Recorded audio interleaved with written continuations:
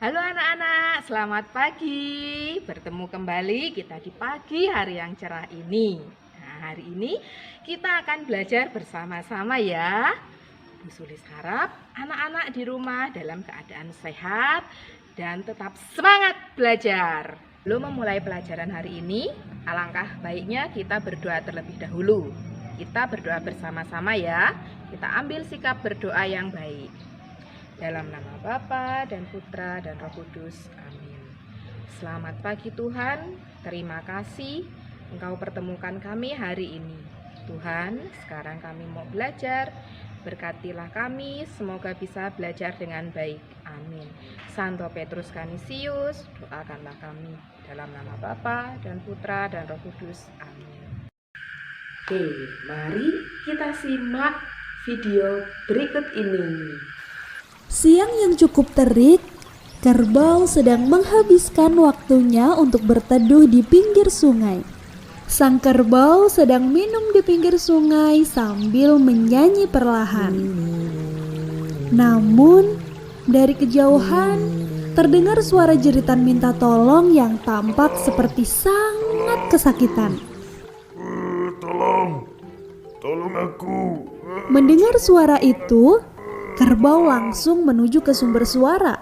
Dan apa yang ditemukannya?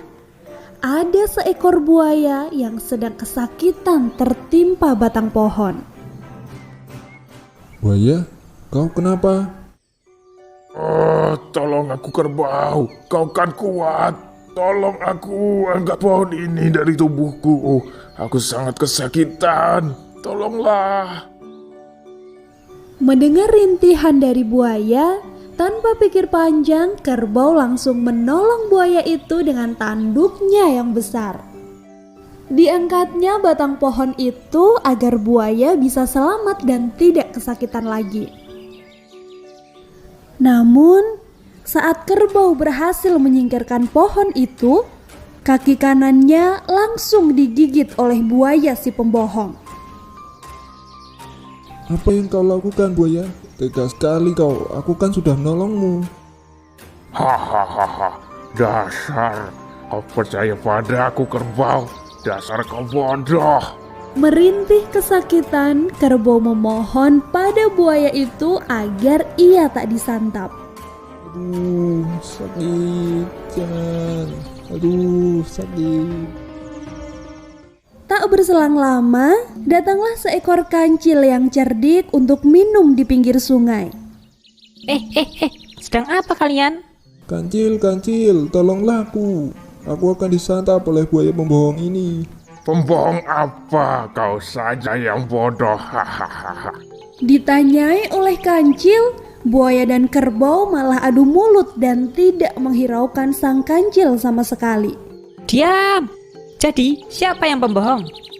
Aku tadi menolong buaya. Badannya tertimpa pohon dan sudah aku bantu.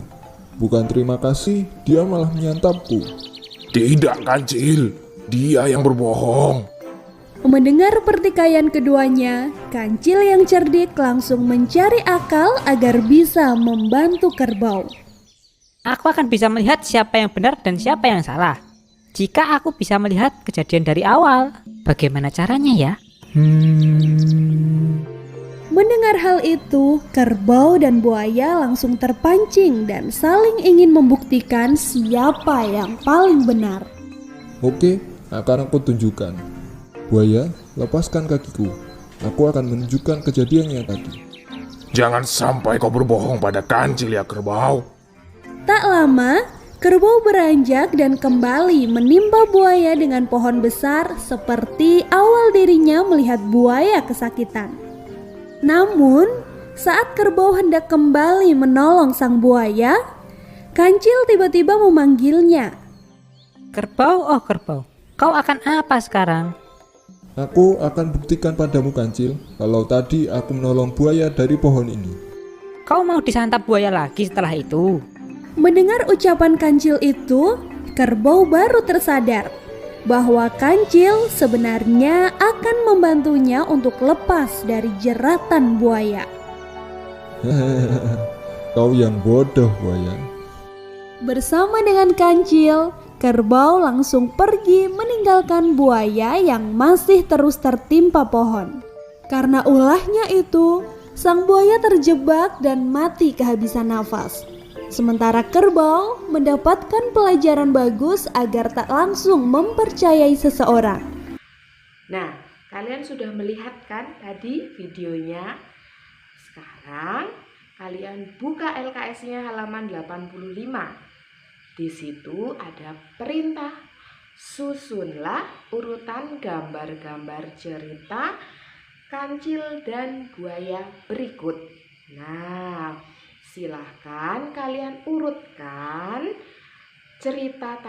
ceritanya dari awal, gambarnya seperti apa, kemudian setelah itu gambarnya apa, setelah itu gambarnya apa ya, dengan cara diberi nomor dari awal cerita sampai akhir cerita tadi. Oke?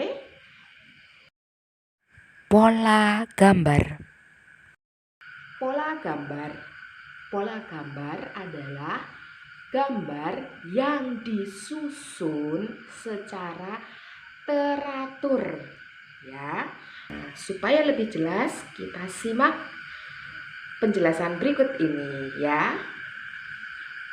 Lani dan Dayu membaca cerita kancil dan buaya. Cerita ditampilkan dengan banyak gambar. Yuk cermati berbagai gambar berikut. Gambar pertama yang ini kita lihat gambarnya secara berurutan kancil, buaya, kancil, buaya, kancil, buaya. Gambar yang kedua secara berurutan gambar kancil besar, gambar kancil kecil, gambar kancil besar, gambar kancil kecil, gambar kancil besar, dan gambar kancil kecil. Berikutnya gambar yang ketiga secara berurutan gambar apel hijau, gambar apel merah, gambar apel hijau, gambar apel merah, gambar apel hijau, dan gambar apel merah lagi. Nah anak-anak, kalau kita cermati, gambar-gambar ini memiliki pola gambar. Pola gambar artinya gambar yang secara berulang-ulang memiliki urutan yang sama. Gambar yang pertama ini tadi urutannya kancil, buaya, kancil, buaya. Gambar yang kedua ini urutannya secara berulang-ulang kancil besar dan kancil kecil. Sedangkan gambar yang ketiga ini secara berulang-ulang urutannya apel hijau, apel merah, apel hijau, dan apel merah seterusnya. Sekarang kita coba ayo melengkapi gambar berikut ini sesuai dengan polanya. Kita lihat gambarnya apel hijau, apel merah, apel hijau, apel merah, apel hijau, apel merah, titik-titik, dan apel merah. Nah, berarti yang masih kosong ini isinya apel hijau atau apel merah. Ya, yang tepat adalah isinya apel hijau. Berikutnya, kancil besar, kancil kecil, kancil besar, kancil kecil, kancil besar, titik-titik, kancil besar, kancil kecil. Bagian yang kosong ini kira-kira gambar yang tepat gambar kancil besar atau kancil yang kecil. Ya, gambar yang tepat adalah gambar kancil kecil. Berikutnya, gambar buaya, kancil, buaya, kancil, buaya, kancil, titik-titik, kancil, titik-titik. Kedua titik-titik yang kosong ini kira-kira berisi gambar apa ya? Ayo cermati dari awal. Buaya kancil, buaya kancil, buaya kancil. Berarti di sini buaya. Di sini kancil, berarti di sini buaya lagi.